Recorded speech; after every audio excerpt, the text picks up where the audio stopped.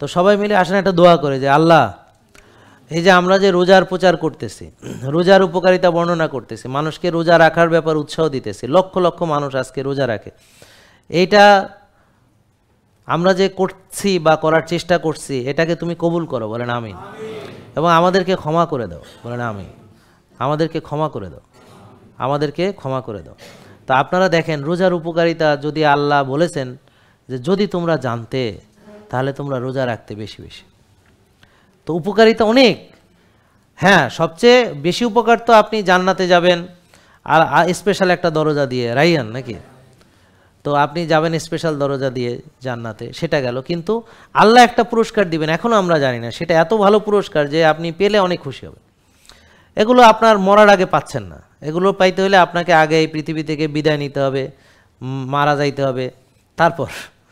তো এখন এই পৃথিবীতে যে কত নিয়ামত আল্লাহ রাখছেন রোজায়, শুধু একটু রোজাটা সঠিকভাবে রাখেন রে ভাই।